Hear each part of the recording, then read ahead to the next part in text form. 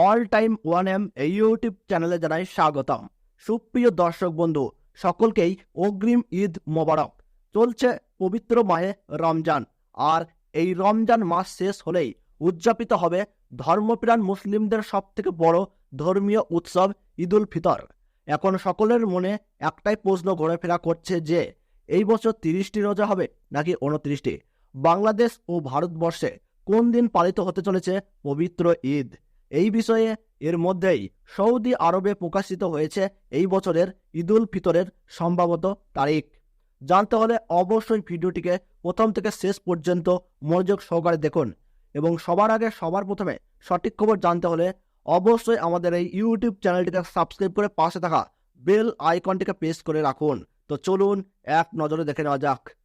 এই বছর 2024 সাল গত 11ই মার্চ কিন্তু শুরু হয়েছিল রোজা। আমরা জানি রোজা শেষে শাওয়ালের প্রথম দিন পবিত্র ঈদুল ফিতর উদযাপন হবে। তবে কবে রোজা শেষ হবে তা কিন্তু নিশ্চিত হবে চাঁদ দেখার উপর।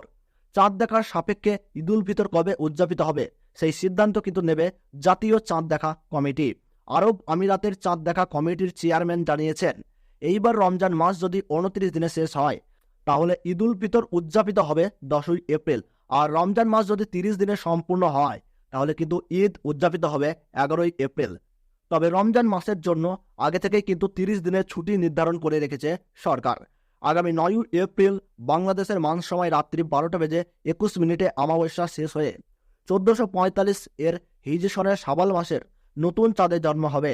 ওই দিন সূর্যাস্তের সময় চাঁদের বয়স হবে 0.7480, এবং ওই দিনেই রাত্রি 9টা বেজে 1 মিনিটে প্রতিপদ শেষ হয়ে দ্বিতীয়া শুরু হবে।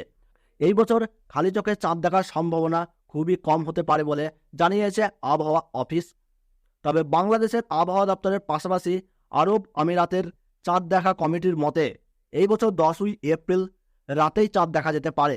এর ফলে 11ই এপ্রিল ভারতবর্ষ ও বাংলাদেশে কিন্তু উদযাপিত হবে পবিত্র ঈদুল ফিতর।